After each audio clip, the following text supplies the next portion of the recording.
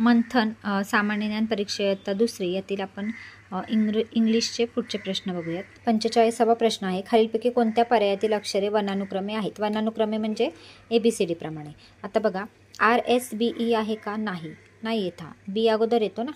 पुढे बघा WXYZ आहे, बरोबर आहे. आपण WXYZ. त्याच्यानंतर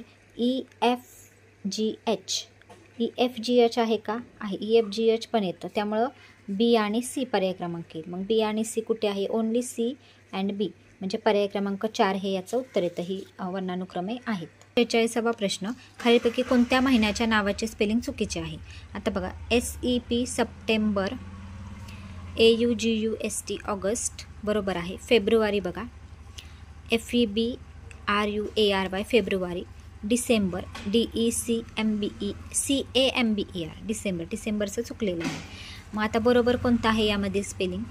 यामध्ये बघा सप्टेंबरचं बरोबर आहे, ऑगस्टचं पण बरोबर आहे आणि फेब्रुवारीचं पण बरोबर आहे. डिसेंबरचं चुकवलं आहे. DECA पाहिजे, ए नव्हता पाहिजे ना इथे, त्याच्यामुळे डिसेंबरचं DECE पाहिजे होतं, तर इथं त्यांनी ए केलेलं आहे, त्याच्यामुळे पर्याय क्रमांक 4 हे चुकीचं आहे. आता 47. लायन या प्राण्याच्या आवाजाला काय म्हणतात? लायनचं काय आहे उत्तर?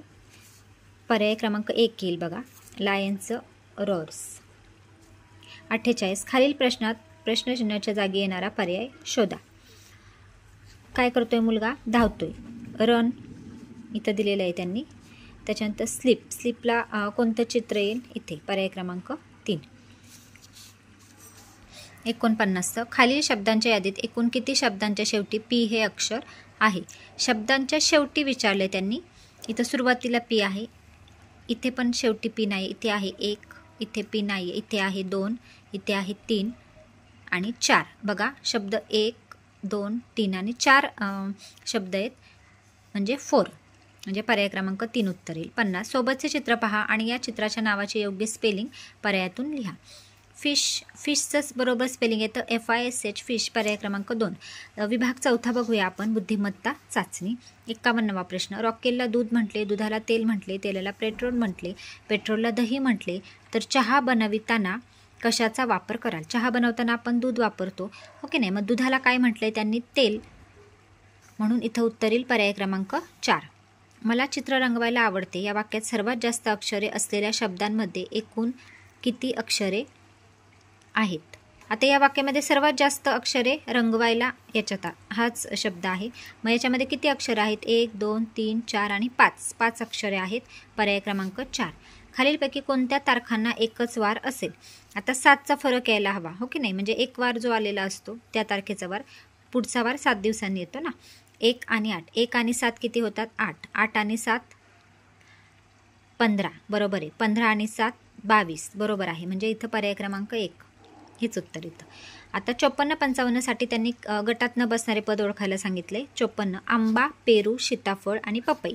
आता आंब्यामध्ये किती बिया असतात? एकच बी असते. पेरूमध्ये छोट्या छोट्या अनेक बिया असतात, सीताफळामध्ये पण अनेक बिया असतात, पपईत पण असतात, म्हणजे पर्याय येतं गटात न बसणारा आंबा 1. उत्तर येतं याचं 1. 55. आता बघा 1 नंबरला काय दिले त्यांनी? वर्तुळामध्ये वर्तुळ दिले, इथे चौकोनामध्ये त्रिकोण दिलेला आहे, इथे पंचकोन दिलाय आणि त्याच्यामध्ये छोटा पंचकोन दिलेला आहे, आणि इकडे पण त्यांनी तसंच केलेलं आहे.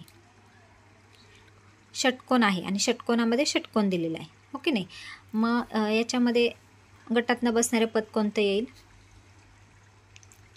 म्हणजे तीच आकृती आहे आणि त्याची लहान आकृती त्यांनी आतमध्ये दिलेली आहे, ओके नाही. म्हणजे सेम आकृत्या, पण इथं बघा चौकोन आणि आतमध्ये त्रिकोण दिले आहे, मग वेगळं हेच येणार. पर्याय क्रमांक 2. 56.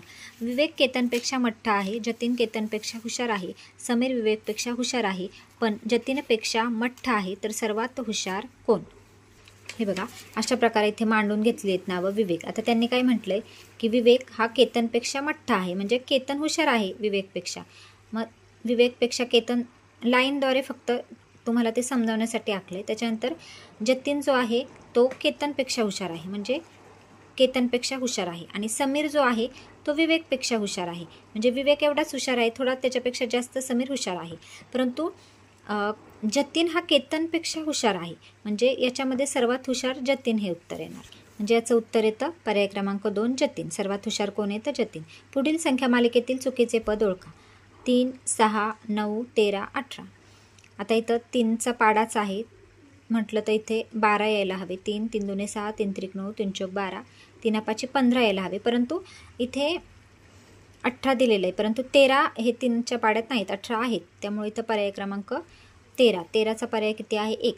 तर इथं उत्तर येतं पर्याय क्रमांक 1, 57चं. अशा प्रकारे व्हिडिओ आवडला असेल तर नक्की लाईक, शेअर आणि सबस्क्राईब करा. धन्यवाद.